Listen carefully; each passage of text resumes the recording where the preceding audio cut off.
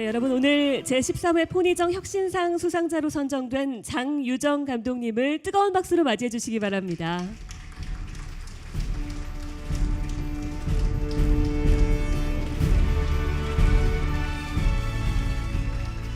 먼저 김철수 이사장님께서 상패를 수여해 주시겠습니다.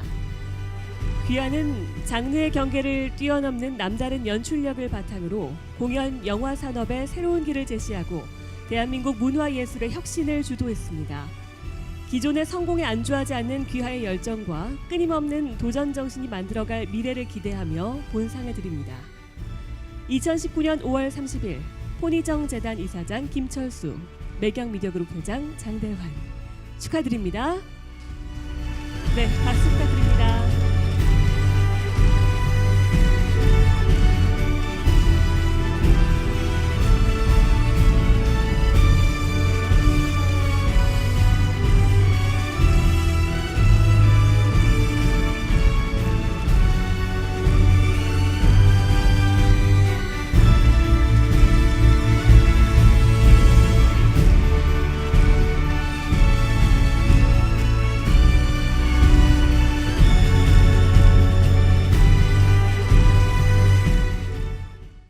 포니정 혁신상 수상자인 강유정 감독님께서 수상 소감을 말씀을 좀 해주시겠습니다.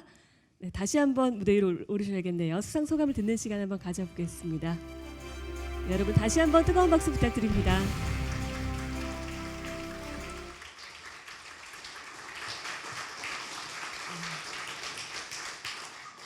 안녕하세요, 장유정입니다. 안녕. 네, 정말 꿈만 같습니다. 제가 이렇게 큰 상을 받을 거라고는 공연을 할 때도, 영화를 할 때도, 올림픽을 할 때도 상상도 못했던 것 같아요. 제가 지금 영화를 한참 준비 중이어갖고 수상 소감을 썼어야 되는데 너무 거치게 써가지고 눈에 들어오지도 않네요. 네, 제가 원래 사람이 좀 유쾌하고 명랑한 사람이라서 혹시 제가 이 수상 소감을 하는 동안에 여러분들한테 폐가 끼치지 않는다면 몇 번 웃겨드리려고 합니다. 준비를 하시고 웃어주시면 됩니다. 네. 사실 오늘 이런 게 좀 세상을 다 가진 기분 같다라는 생각이 들어요.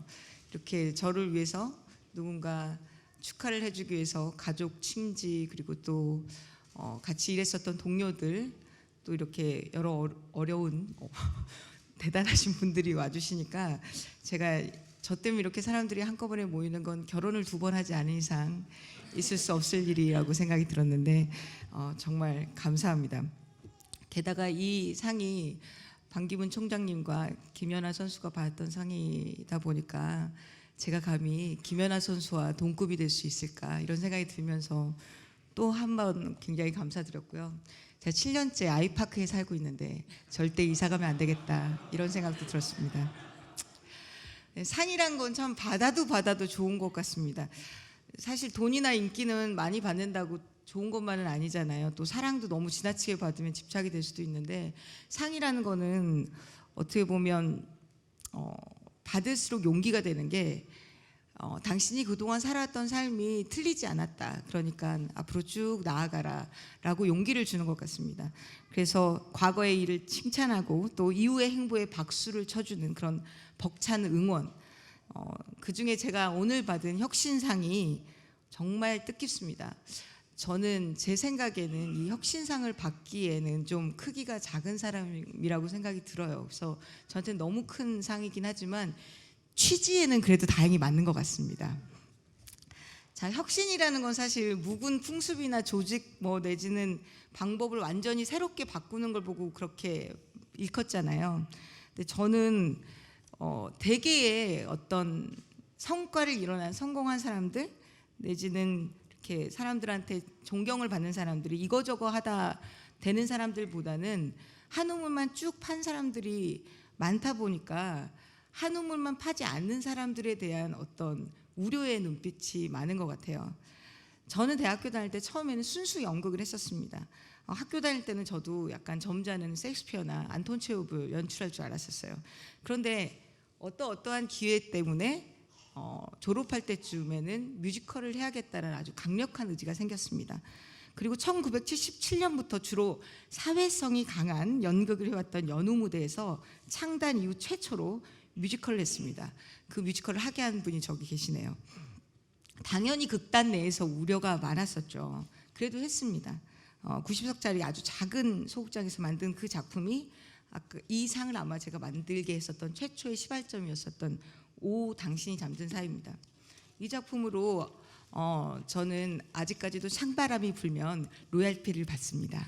네. 그리고 대학로에서 어느 정도 자리를 잡을 무렵에 영화를 하겠다고 제가 집을 뛰쳐나왔죠. 김종욱 찾기라는 작품으로 처음 영화 준비를 했었습니다. 제가 이제 김종욱 찾기 영화 준비를 할 때 보통 촬영 전에는 전체 모든 스태프들과 제작진들 그리고 배우들 다 같이 모여서 같이 이렇게 시파티처럼 술도 마시고 고기도 먹고 우리 영화 정말 내일 모레 촬영 들어가는데 잘해보자 뭐 이런 거 합니다. 근데 그때 제가 갑자기 섬뜩하게 느낀 사실이 있었어요. 진실이 하나 있었는데 여기 있는 모든 사람이 저를 빼고 다 현장에 나갔던 경험이 있다라는 겁니다. 그러니까 저만 진짜 초짜인 거죠. 그런데 그 순간에 되게 두렵기도 했지만 함께 이 초짜 감독을 밀어주는 사람들에게 진심으로 감사하다는 생각이 들었었어요. 그분들 또한 어떻게 보면 저를 감독으로 세우는 것이 어떤 도전이었을 테니까요. 그 도전을 또 함께 했었던 민지수 대표님이 여기 계십니다. 네, 좀 이따 이렇게 세울게요.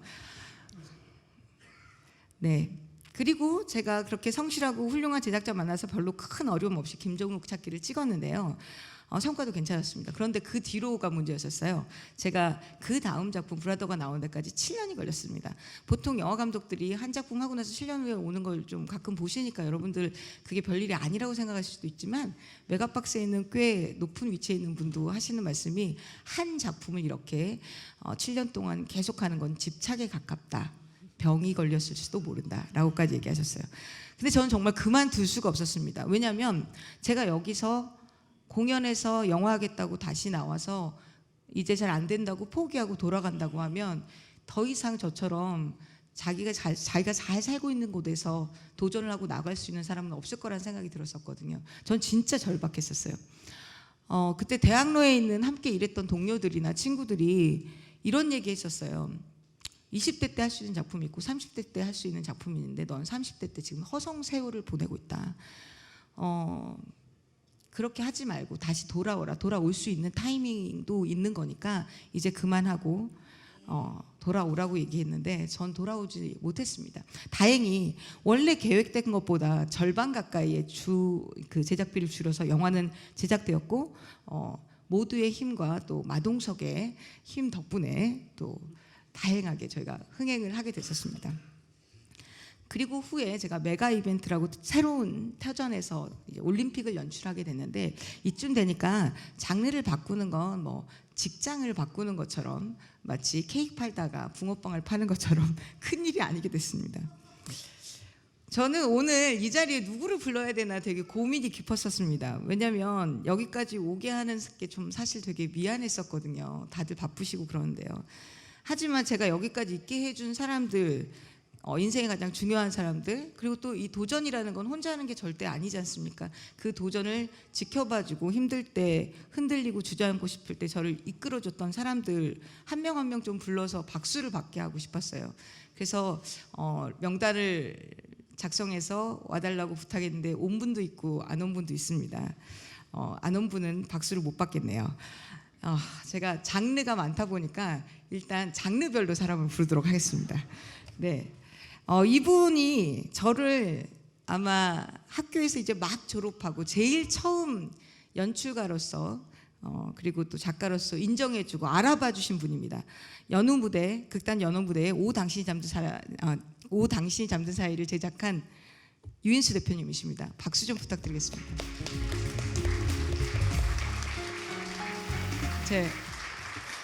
그리고 저에게 최고의 신뢰를 보여주고 저를 대극장 뮤지컬에서 또 건재할 수 있다는 걸 보여주셨던 그날들, 이 그날들을 만들 수 있게 만들었던 이 작품은 김광석 씨 노래를 가지고 만든 주크박스 뮤지컬이거든요. 최근에 5월 달까지 블루스퀘어에서 공연을 올렸습니다. 여러분들 보신 분 손들어 보시겠습니까?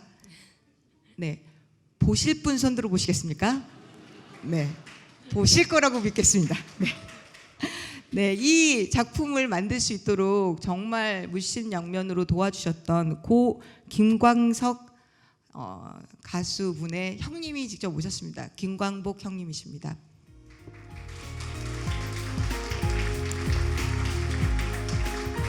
네, 그리고 제가 뮤지컬 협회에서 저를 내치지 않고 아직까지 뮤지컬 연출로 계속 인정해 주시고 영화 같다고 너는 이제 우리 식구 아니야 라고 내치지 않고 계속 보듬어 주시는 우리 뮤지컬 협회의 이사님이 오셨습니다. 임상우 이사님이십니다.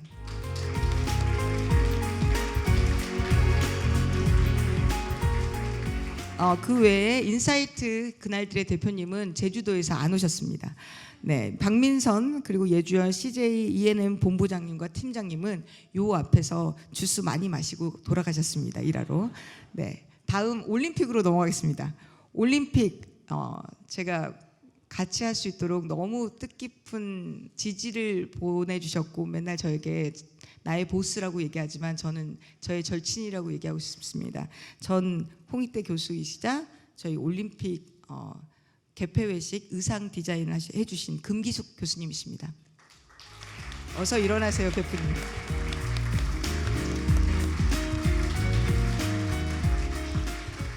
네. 저희 그리고 빠질 수 없는 저희 총감독님, 그 저의 유일한 사수이자 보스인 송승환 총감독님은 오늘 예술의 전당에서 굉장히 뜻깊고 중요한 행사가 있어서 거기를 선택하셨습니다. 네. 그래서 저는 어제 밥을 얻어 먹었습니다. 네. 그리고 저희 영화로 넘어가겠습니다. 저희 이분이 없었다면, 이분의 도전이 없었으면 저도 여기 없었을 겁니다. 저를 마치 김종욱 찾기에, 여러분 김종욱 찾기 영화는 보셨나요? 보신 분 손 들어보세요. 자, 보실 분 손 들어보세요. 네, 보실 거라고 믿겠습니다. 네, 이 김종욱 찾기 보면 남자 주인공이랑 여자 주인공이랑 굉장히 운명적으로 만나요. 비행기 바로 옆좌석에 앉아서 만나거든요. 그러니까 그런 것들이 사실 되게 판타지를 자극하고 그 여자로서 이 사람이 진짜 내 운명이구나 라고 생각하게 만들었었던 그 첫사랑인데요. 저는 이미 이 대표님을 만났을 때 이미 결혼을 했기 때문에 사랑에 빠지진 않았지만 아주 운명적으로 청주에서 제가 상을 받으러, 오늘의 예술가상을 받으러 갔었을 때 제 옆자리에 앉았었던 분입니다. 저희 수필림 대표님이자 저랑 지금까지 3번째 작품까지 그대로 쭉 같이 해오고 계시는 민진수 대표님이십니다.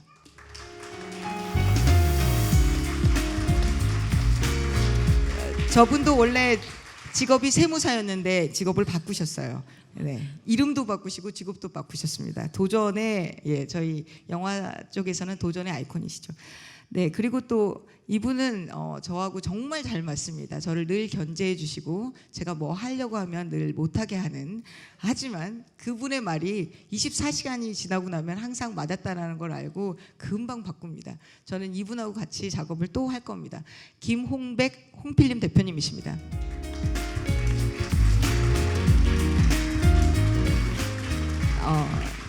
참고로 저 대표님은 엄청 오랫동안 PD를 생활을 하시다가 영화를 많이 잘 안 되고 말아먹으라고 할 뻔했어요. 잘 안 되다가 범죄도시로 작년에 거부가 되셨습니다. 네, 저희 지금 준비하고 있는 정직한 후보팀에서도 왔거든요. 촬영 감독님이신 박용수, 콘티 작가님, 강숙, 그리고 권예진 스크립터님 오셨습니다. 감사합니다. 네. 그리고 제가 이 상을 받게 한 가장 큰 역할을 또 했었던 프로그램이 있었습니다. OBS의 명불허전. 그 프로그램의 PD이자 저의 가장 또 최고의 절친이 된 저희 임재혁 PD님이십니다.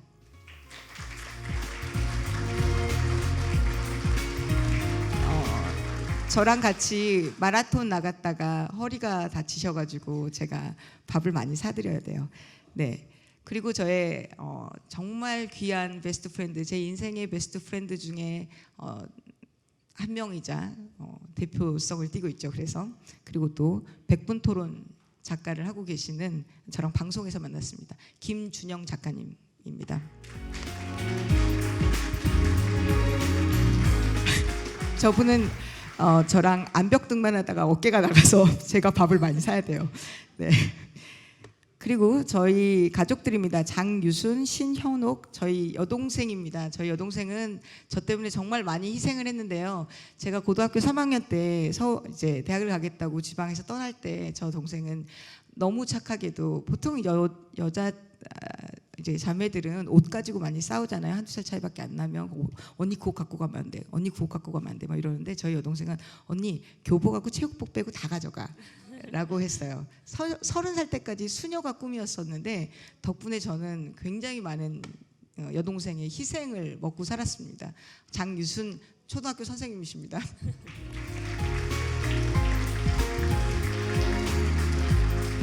네. 그리고 저의 올케인데요. 제가 시누이가 세다고 미워할까봐 제가 잘 안 나타납니다. 중학교 선생님이십니다. 신현옥입니다. 네. 제가 아주 어렸을 때부터 저한테 옷도 많이 사줬었던 거의 비슷하게 생겨서 항상 이름을 헷갈리는 유하김, 유효순 이모님들이십니다.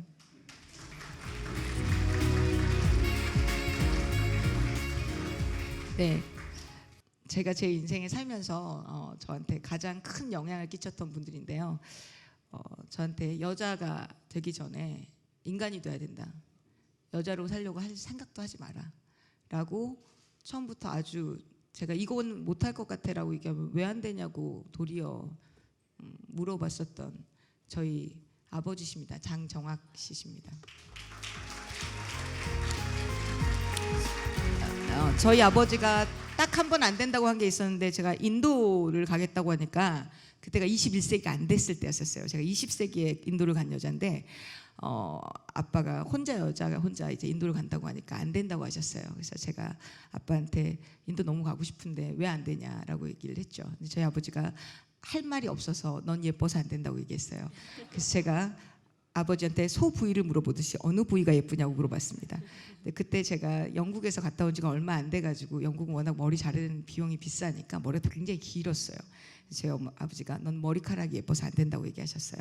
그래서 저는 머리를 빡빡 밀고 그 다음에 인도를 가겠다고 했었어요. 근데 저희 아버지가 그냥 가라라고 해서 돈은 지원해주지 않으셔서 50만 원 가지고 인도를 3개월 동안 여행했었는데 그 덕분에 김종국 찾기로 저는 계속 로열티를 받고 있습니다. 아버지 감사합니다. 네. 그리고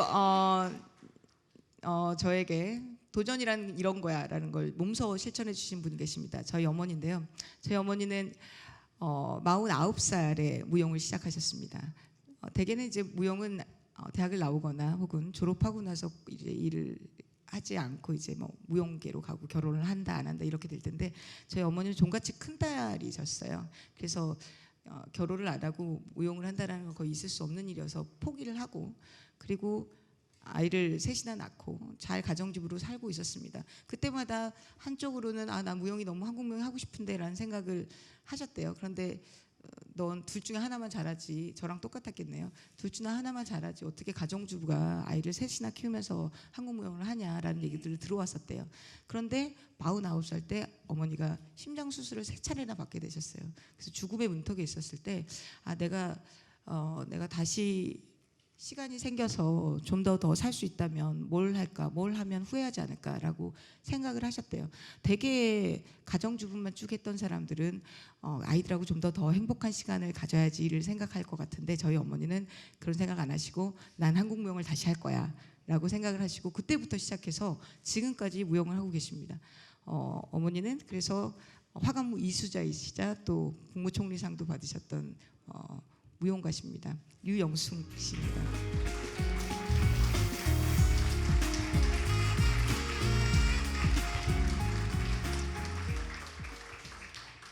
네, 그리고 저는 가끔 성공한 여성은 어떻게 살아야 되는가 뭐 이런 거를 대학교에서 이렇게 여대나 뭐 이런 곳에서 또 이렇게 여자 직원들이 많은 곳에서 이렇게 강의 요청들이 가끔 와요. 근데 저는 그때마다 생각을 해요. 제가 갈 게 아니라 이 사람이 가야 된다. 왜냐하면 성공한 여성이 남자한테 의존하는 게 아니라요. 성공한 여성을 주위에 있는 남자들이 성공을 안 하게 하긴 쉬워요. 성공을 하게 하기는 어렵지만 성공을 안 하게 하기는 정말 쉽습니다. 네, 그런 면에서 저에겐 최고의 페미니스트이자 그리고 외조의 거의 대마왕이라고 볼 수 있는 아이를 둘이나 키우면서 또 한 회사의 이사이기도 한 이형봉 씨입니다. 저랑 같이 사는 남자예요.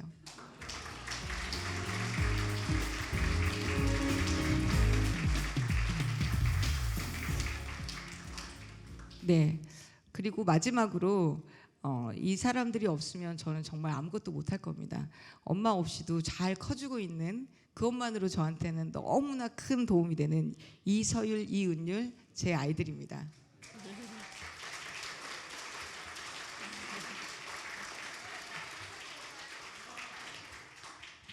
네, 감사합니다. 저는 사실 긍정적으로 표현하자면 문화예술계 여행자였고 또 유목민이었었습니다.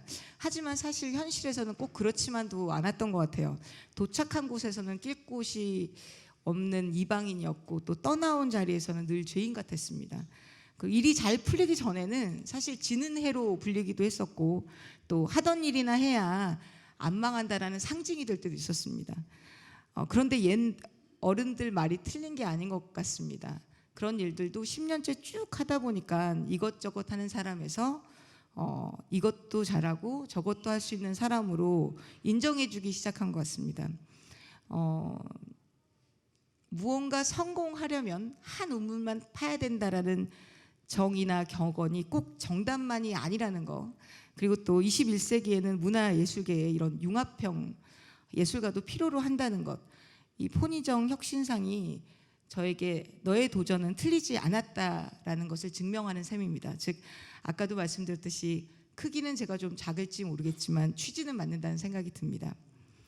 제 작품은 정직한 후보로입니다. 이 다음에 할 작품이고 촬영이 이제 15일밖에 남지 않아서 저희 팀은 아무도 못 오고 여기 같이 회의하던 팀들만 잠깐 왔습니다. 근데 그게 코미디 영화이기 때문에 어떤 장르의 법칙이라는 게 있어요. 하지만 평범하고 안정적인 선택만 하지 않고 이 정도면 됐다 혹은 나쁘지 않다 이런 말에 흡족해하지 않으면서 계속 도전하고 정진하겠습니다.